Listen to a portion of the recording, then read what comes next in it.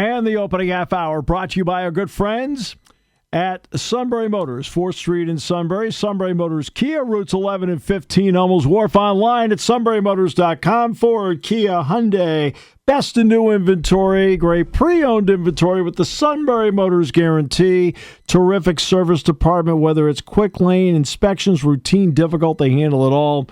At Sunbury Motors, 4th Street in Sunbury. Sunbury Motors Kia, routes 11 and 15, Hummels Wharf, and online at sunburymotors.com. And as always, a pleasure and a privilege to talk with John Perrotto. John, welcome back. It's great to have you with us. Good to be with you, Steve. Thanks. Well, thanks for having me. Is there any franchise that has more bizarre off-the-field happenings than the Pirates, between covering up 21s, getting rid of bricks, the tragedy with the person that fell out of the stands? I mean, this is all in a month. Yeah. And, you know, some of us were talking about that yesterday, some of the guys that cover the team and writers, and it was, we said that, it seems like it could already be September. There's been so much going on in the season, so many off-the-field controversies, you feel like it's enough to fill a whole season instead of 1 month. Yeah, I mean, it's bizarre. I mean, let me ask you this. I always refer to this, John, as management by walking around. And if you can walk around whatever business it happens to be, you can get a feel for what the culture is, what people think. So they cover up the 21, which I know they had, it actually had not been up there long than people realize. And then the part with the bricks. What are they missing in terms of like the mindset of the Pirate fan that just by walking around they could have figured out? Well, there's a real disconnect, Steve. I mean, you have an owner who's, I don't want to say reclusive, but he lacks social skills. I mean, I'm going to be just totally blunt about it. The guy that doesn't have interpersonal skills. He's very awkward socially, and he's not the type of guy who's going to go out and glad hand people and shake hands and everything. And he has a club president, Travis Williams, who is the same way. So they don't have that public relations sense of, hey, let's go out and meet with the fans, or let's just show our face, like in the concourse or something now and again, and make people feel like, we're there for you. We're there to hear what you have to say. And then, like I said, it's a real disconnect, and their public relations is awful. They have no sense of what people here think like. And I know, I've had arguments with, I would say discussions, but they've actually turned into arguments with some of the public relations executives of the Pirates who think that I'm too hard on the organization. And I tell them over and over, I said, you don't know your audience. You don't. I said, right. That's why I write a lot of what I write is because I said, you've taken no time or taken any initiative to really get to know what your fans are like, for what they think, for what they want. And I know, and I'm talking about beyond, say, they want a team that wins the World Series. I mean, every fan base wants that. Right. But I mean, just how they think, how they are, what they expect from people. And the Pirates just have no sense of that at all. And the thing is, I mean, this ownership group's been in place, Bob Nutting, for 17 years now. This isn't like, well, we're still kind of feeling our way along here. Give us, be patient with us. This has been 17 years. Yeah, I'll start with the Clemente thing. This has nothing to do at all with Surfside. I mean, they're the ones that bought the spot, but it has nothing to do with them. What I mean by walking around the ballpark, if you just walk around the ballpark, John, how many 21 jerseys do you see from fans, by the way, that never saw him play? Yeah. Oh, I know. You see kids. You see like 10-year-old kids wearing a Clemente jersey, and Roberto's been gone 52 years. Yeah. He died on, the New Year's Eve of 72. And even like you see Stargell jerseys, and Willie has been gone. He passed away in 2000. His last year was 83 as a player. So, I mean, here's guys that that other than Skeens and maybe Cruz, maybe, but other than Paul Skeens jerseys, and this is an unscientific poll, but I would say you see as many Clemente jerseys as Skeens jerseys, and you see more Stargell jerseys than any other active player besides Skeens. Right. And that's and you're talking about two guys that didn't even play in this millennium. Right. And that's my point about management by walking around. If you walk around the ballpark, I mean, you don't have to make yourself known. Just walk around. And you'll see, hey, hold on. We got to make sure that we keep that spot the way it is because it's sensitive. I mean, that's just by walking around, you would have known that, right? The bricks part, I know this is the third time they've replaced them, John. I understand that. Yeah. But there was now, I think in the end they bounced back on it. But, like, offer the brick to the people. We're going to replace them. And then offer it to the people that bought them. I mean, it's a great public relations thing for a group that needs public relations. Exactly. I was in Cleveland a week ago yesterday for some stories for some of the other outlets I work for. And I was talking to the head of their public relations department. And he said, we went through the same thing here at Progressive Field. Of course, it was Jacobs Field when it opened back in the mid-'90s. Yep. He said, we had to dig the bricks out. It just, over time and the elements and everything, they started to crack. He said, but we offered the bricks back to the people. He said, and about 90% of the people wanted them back, and they were happy that we offered it. Yes. And that's where the Pirates. And I mean, this one's personal to me, Steve. My mother, who's also now gone, my father passed in '91, and he was a big baseball fan, and the Pirates were his favorite team. And we bought a brick to commemorate him when PNC Park opened. And then I'm watching the news and I'm seeing that the bricks are in a landfill somewhere, and it's like, you got to be kidding me! Like, there's so much sentimental value, and I'm not just saying for me, but you take me and multiply it by 30 or 40 or 50, and I mean, it's just like, it was sobering, and I mean that's the other stuff they do. It's just business to me. They don't want to spend money. Yeah. That's their business. I don't like it. But that become personal, and that really, that hurt. I know a lot of other fans who were in contact with me who said the same thing. It's like, this really, really hurt.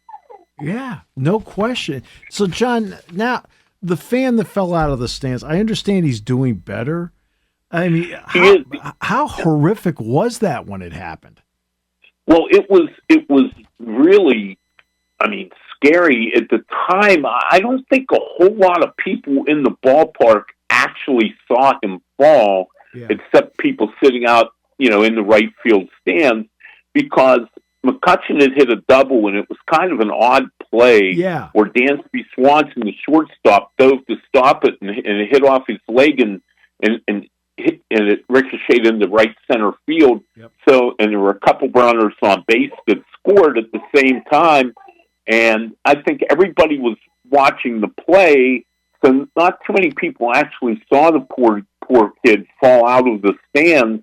But then as soon as the play was over, I know somebody in the press box went, "Oh my God, look, there's a fan on the field, laying face down on the field on the warning track." And so at first, nobody kind of understood what happened for a minute before it sunk in that a fan had toppled over the railing there and onto the stand, onto the field. And it was very, very sobering. And to be quite honest with you, he was motionless. He wasn't moving. And my initial reaction was the worst, to be honest. I didn't think he was going to make it. All right, so now the play on the field. This has been another one of those Pirate years, which is the same as all of them. They're 12-23. They're playing just barely above 333 at this moment. And this includes having Paul Skeens on the roster. What's their level of play right now, in your opinion? Well, it's not only that they're losing Steve, and obviously they're not very good to have that record. It's how they're playing. I mean, it's the fundamental mistakes, the base running mistakes. They made two egregious base running mistakes yesterday. They had a guy picked off second and a guy easily thrown out at home trying to score on a ground ball to the third baseman.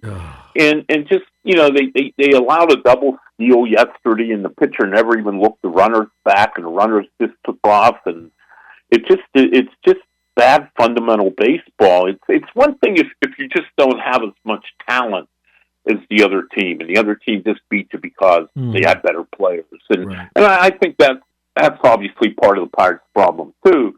But they don't help themselves by just playing really, really bad fundamental baseball. Like they had a pass ball yesterday on a pitch right down the middle of the plate. It wasn't a hard pitch to have to try to block or catch, and the pass ball on that, and then an error on a routine ground ball to shortstop, and it just it just goes on and on and on, and I guess the frustrating part is, we as reporters, we ask Derek Shelton, we ask the players, why does this continue to happen? It's get frustrating, and Shelton goes, well, our guys are trying too hard. I didn't buy that yesterday. It looked to me like they sleptwalked through that 4-0 loss to the Padres, and I'm sorry, maybe I'm looking at the game from a different lens from the press box and he is in the dugout, but it certainly didn't seem they were over trying by any stretch of the imagination. Football and baseball are different. We know that. But, for example, I've always used this example many times. The Seattle Seahawks ended up drafting Russell Wilson in the third round. Well, that meant he was on a third-round contract. So the Seahawks took advantage of having their starting quarterback on a third-round salary, and they built around it, built up their secondary, signed a couple of free agents, won a Super Bowl. The Pirates have Paul Skeens at $740,000, the major league minimum. Are there any similarities about one team wanting to build around a star and another team not willing to build around a star? It's a great analogy, and I mean that's what you would think would happen. The Pirates would say, "Hey, our best player, our guy that really has a chance to lead us out of this wilderness that we've been in for 100 years, seemingly, is here, and we don't have to really pay him. So let's take that money that we normally would pay an ace pitcher, which would be about $30 or $35 million if he were a free agent, or $40 million, and let's take at least some of that money and get some other players to put around him and win now while we can take advantage of a potential 20-game winner making the minimum." But they don't seem to feel that way. They don't think that way. They just want to have the lowest payroll possible, and it's very, very frustrating to the fans. And and it's not the fans, Steve. I mean, fans are great.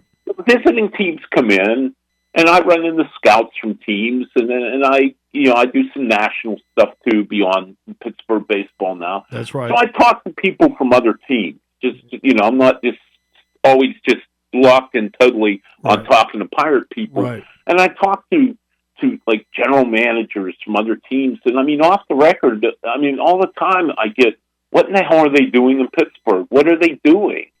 And I tell them, I just shrugged my shoulders and said, I can't figure it out either. And I mean, so this isn't just me, it just isn't you, it just isn't the fans. This is people inside the game asking these same questions that you are, and it's just baffling. It's baffling to everyone. I think the Pirates fans are incredible because, they keep showing up, the TV ratings and so forth. I think they're incredible. They're aching for something, right? And as the customer, they deserve something, right? Not just show up and have a picture with the parrot and, hey, wasn't that a fun experience? I mean, come on.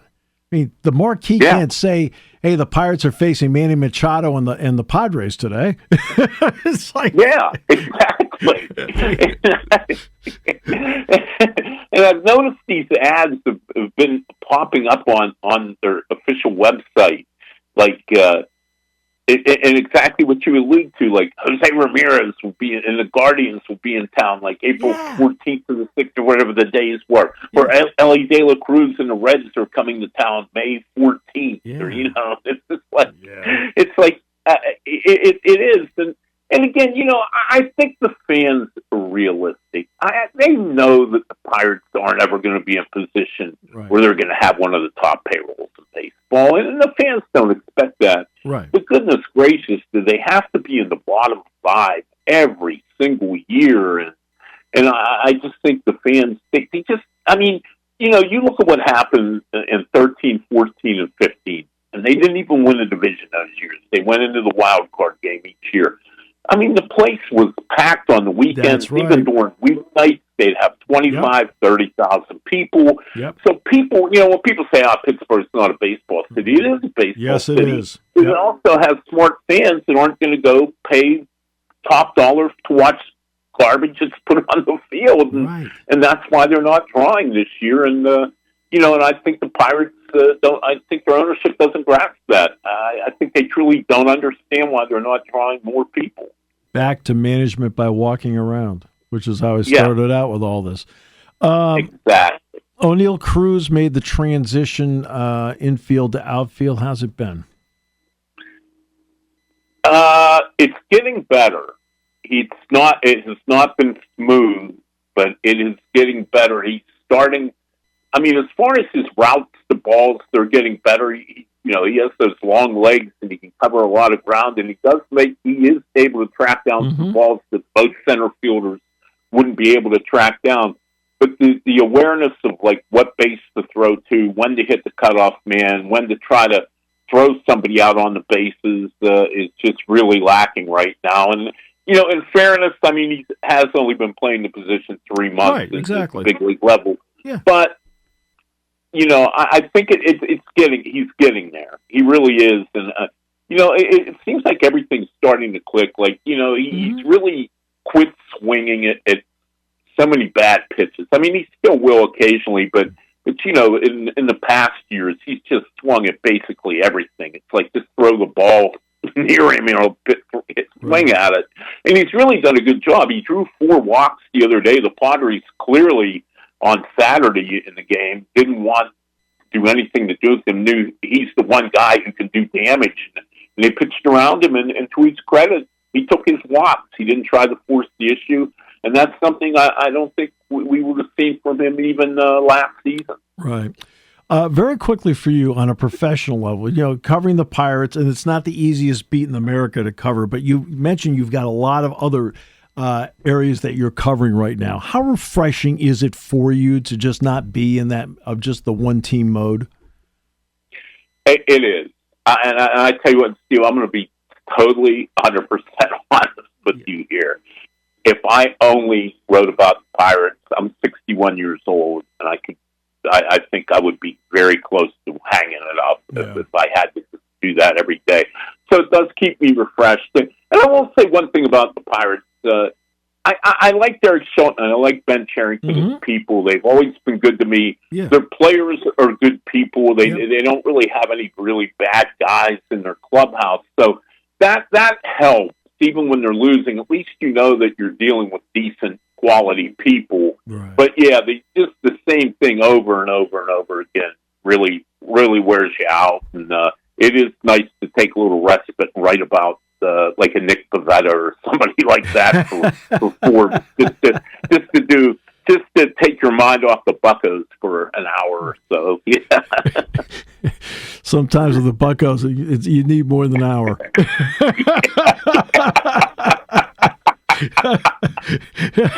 Just in all honesty, John, you do fabulous work. I'm just glad that you're grinding away at it, and you got something else to at least talk about besides them. And appreciate it. And we will talk soon. And not only that, will we talk soon? I'm going to talk about other teams with you soon. How about that? Okay. Yeah, that's okay. Hey, whatever you want to do, I'm good with that. You know that. John, you're the best. Thanks so much, my friend. Appreciate you. You're welcome, Steve. Thanks for for having me. The outstanding John Perrotto joining us today on the show. This half hour brought to you by Sunbury Motors, 4th Street in Sunbury. Sunbury Motors Kia, routes 11 and 15 in Hummel's Wharf, and online at sunburymotors.com on News Radio 1070 WKOK.